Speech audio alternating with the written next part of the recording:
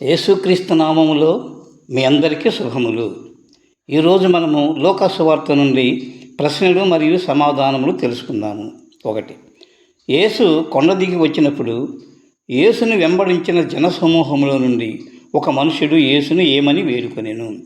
జవాబు: యేసు కొండ దిగి వచ్చినప్పుడు యేసును వెంబడించుతున్న జనసమూహంలో నుండి ఒకడు, బోధకుడా, నా కుమారుని కటాక్షించమని నిన్ను వేడుకొనుచున్నాను అని అనెను. 2. యేసుని నా కుమారుని కటాక్షించమని వేడుకొనిన వానికి ఎంతమంది కుమారులు? యేసుని నా కుమారుని కటాక్షించమని వేడుకొనిన వానికి అతడొక్కడే కుమారుడు. 3. యేసును నా కుమారుని కటాక్షించమని వేడుకొనిన వాని కుమారునికి ఏమాయను? జవాబు: యేసుని నా కుమారుని కటాక్షించమని వేడుకొనిన వాని కుమారునికి దయ్యము పట్టెను. 4.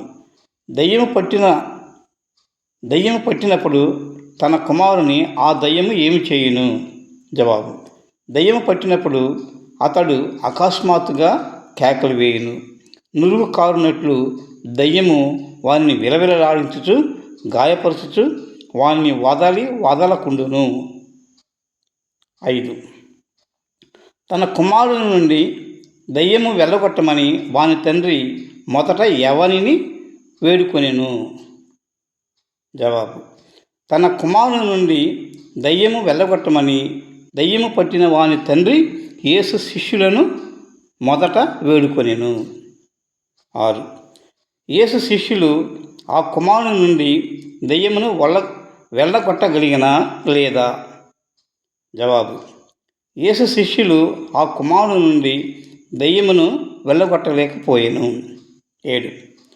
ఆ దయ్యములను యేసు శిష్యులు వెళ్ళగొట్టలేకపోయినందున యేసు ఏమన్నారు? జవాబు: విశ్వాసం లేని మూర్ఖతరము వారలారా, నేనెంతకాలము మీతో ఉండి మిమ్మల్ని సహింతును అని అన్నారు. 8. దయ్యము పట్టినవాడు యేసు వద్దకు వచ్చుచుండగా దయ్యము అతనిని ఏం చేసెను? జవాబు: దయ్యము పట్టినవాడు యేసు వద్దకు వచ్చుచుండగా ఆ దయ్యము వానిని పడద్రోసి విలవిలలాడించెను.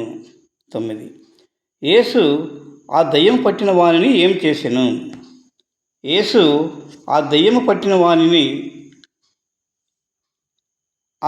పట్టిన వానిలోనున్న అపవిత్రాత్మను గద్దించి ఆ బాలుని స్వస్థపరచి వాని తండ్రికి అప్పగించెను. 10. అక్కడ ఉన్నవారు ఎందుకు ఆశ్చర్యపడిరి? జవాబు: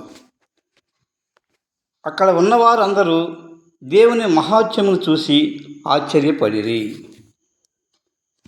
ఈ వీడియో మీకు నచ్చినట్లయితే లైక్ చేయండి, మీకు తెలిసిన వారికి షేర్ చేయండి, సబ్స్క్రైబ్ చేయండి, కామెంట్ కూడా వ్రాయండి.